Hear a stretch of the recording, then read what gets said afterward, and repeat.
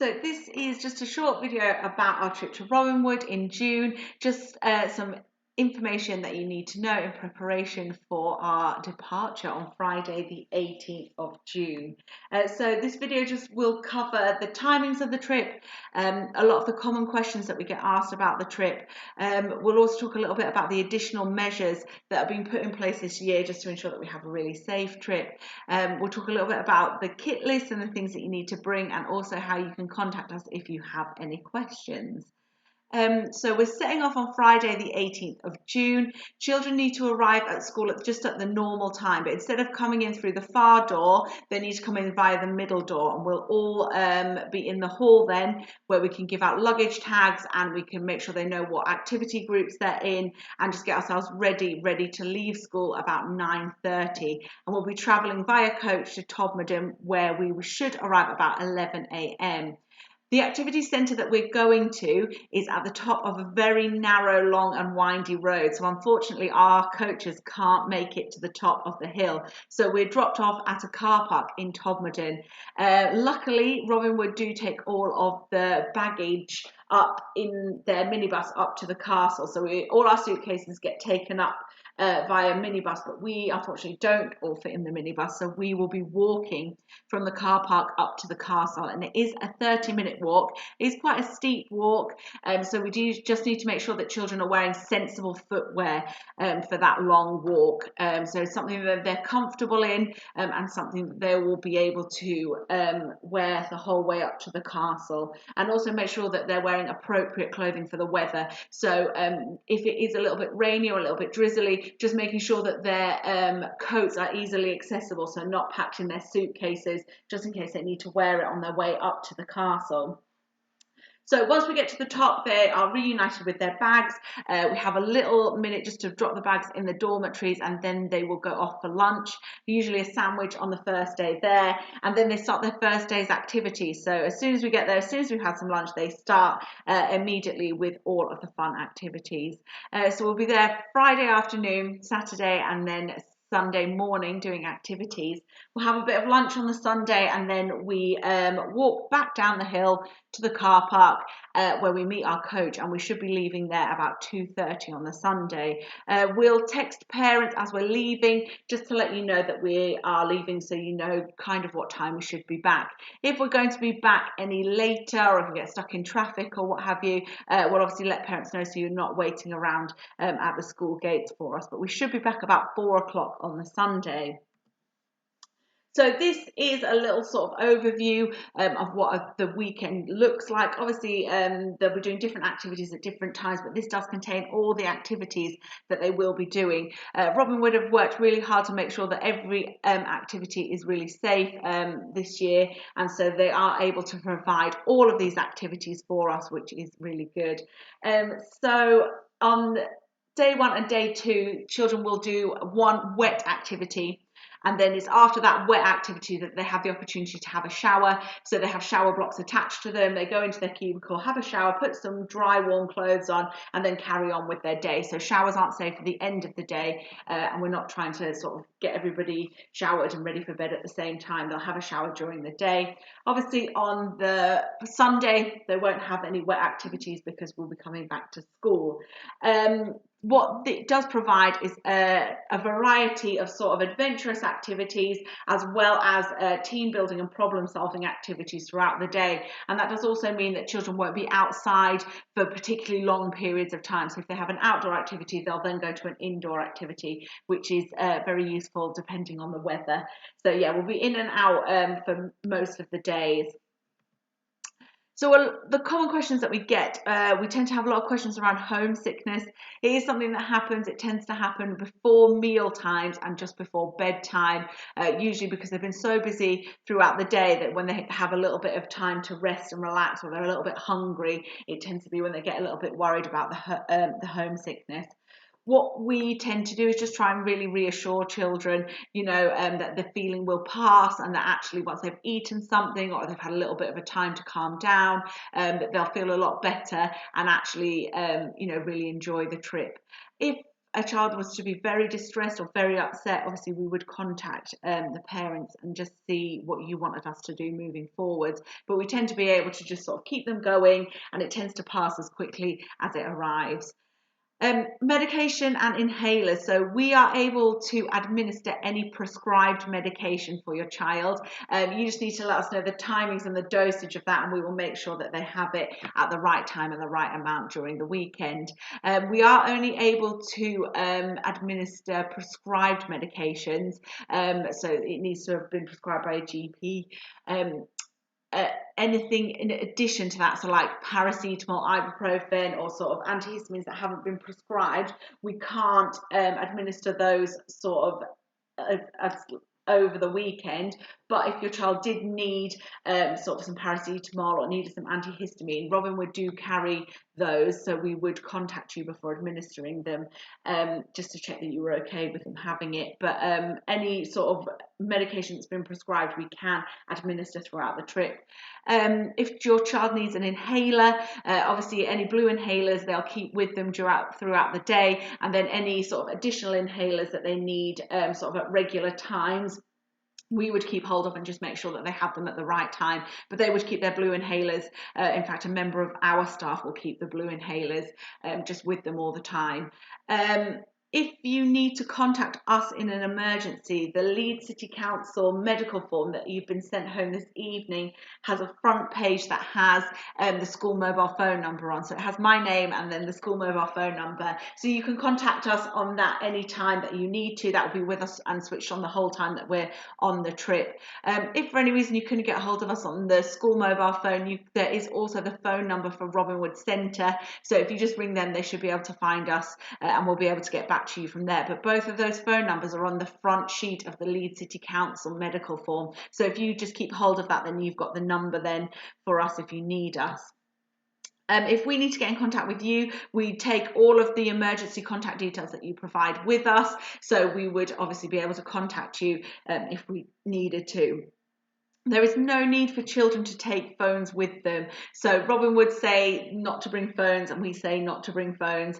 There is no time for them to be using a phone because they're so busy the whole weekend. And also there is very, very poor reception at the top of the hill in Todmorden. So the majority of mobile phones would not work.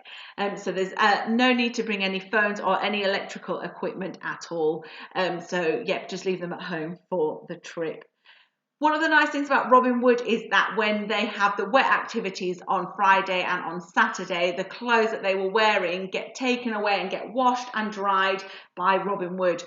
So we just ask that all of their clothing that they bring is labelled, just so we don't end up sort of misplacing any items of clothing. Also, Robinwood do ask that you don't send anything that can't be tumble dried, and obviously not to send any sort of really expensive clothing either, because they do get very, very muddy.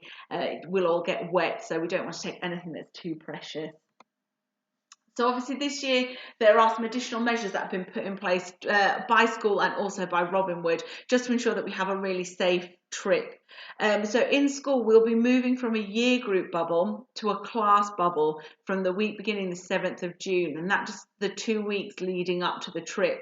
And that just means that if we were to have a positive COVID case, that it would only be that class bubble that would need to isolate, and it wouldn't be the whole year group. Obviously, if we did have to close a class bubble, it would be very disappointing, but it does mean that some children would still get to go, even though it'd be very disappointing for the kids who couldn't go. But if we stayed as a year group bubble, it would mean if we had one case, it would close the whole bubble, so nobody would get to go. So that's what we'll be doing in school in the 2 weeks prior to the trip. Robinwood have said that this year the activity groups and the dormitories will be the same. So activity groups have up to 10 kids in them. So we would do it that there were 5 girls and 5 boys. And then the 5 girls would then share a dorm room from that activity group, and the 5 boys from that activity group would then share a dorm room. So then that just sort of prevents any crossing over of the different groups. The dormitories at Robinwood obviously separated into genders.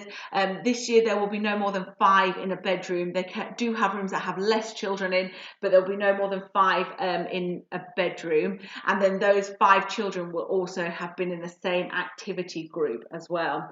So the dormitories are set over 2 floors. So usually the top floor is so usually in a block there's a top floor is the girls and the bottom floor is the boys, or sometimes they have 2 girls in the same block, but they are separated by gender. Each floor has its own bathroom, and each floor also has a staff bedroom where a member of our school staff will be. So if they did need us sort of in the night or whatever, they could just knock on the door and we will be there.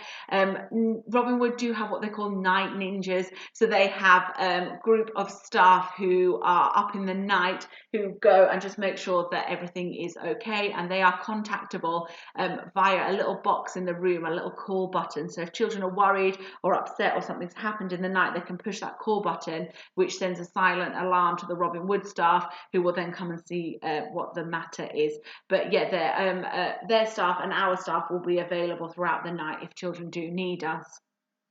Obviously, Robinwood have put a lot of additional measures into place this year just to make sure that everything is really COVID safe. So there are a lot more opportunities for children to wash their hands, a lot more places for them to wash their hands. There'll be a one-way system in place, and they have arranged the timetable so that no schools end up crossing paths with each other. All of this information is in their COVID risk assessment, which we've attached to the email that you should have received today. So make sure you have a little look through that, and that just tells you all of the different things that Robinwood have put in place this year. All of the information that we have provided today, so the Robinwood risk assessment, the medical forms, and the kit list and everything, are going to be available on the Year 6 class page. So you should have got paper copies of some of them today. Some of them were attached to the email, but everything will be in one place on the website in case you need it, but you can't find it.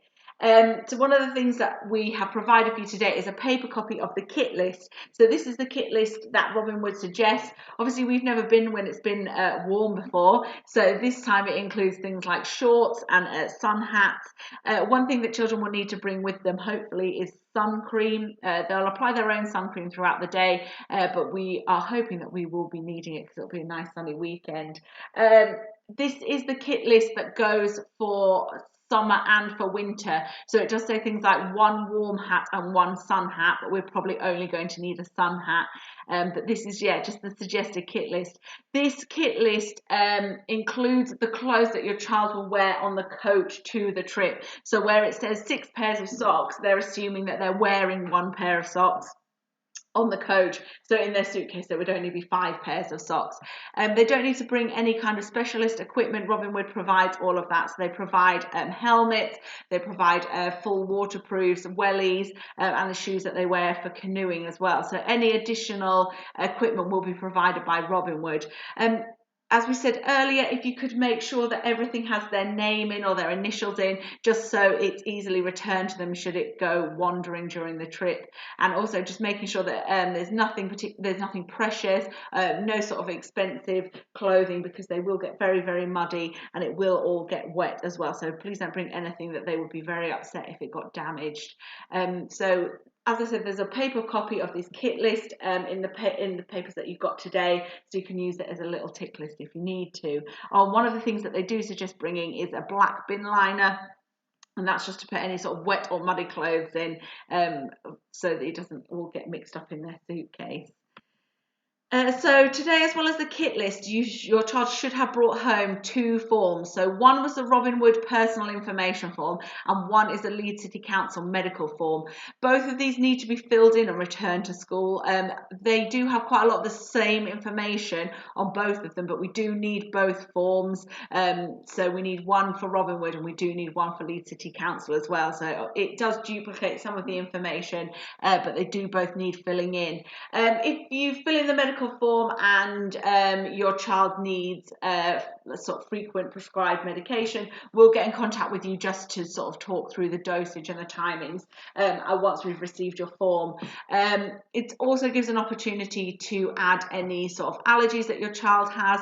Robinwood is a nut-free centre, so they don't have anything that contains nuts at all. But if your child has any other allergies or any sort of dietary requirements, they're very, very good at accommodating that at Robinwood. So if you pop those on your form, and again, we'll be in contact just to sort of discuss that if we need to. And again, if your child needs any sort of additional support with anything, just pop that on the form, and again, we'll be in contact with you and we'll make sure that Robinwood are made aware of it.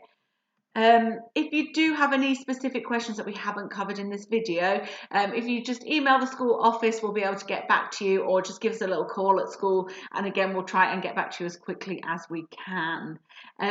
Hopefully this is all the information that we'll need. We're really looking forward to the trip, and we're hoping for a sunny weekend.